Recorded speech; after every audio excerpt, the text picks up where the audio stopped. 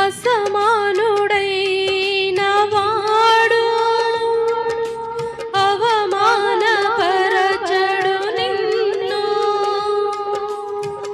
ఓటమి ఎరుగని మన దేవుడు ఓడిపోనివ్వడు నిన్ను.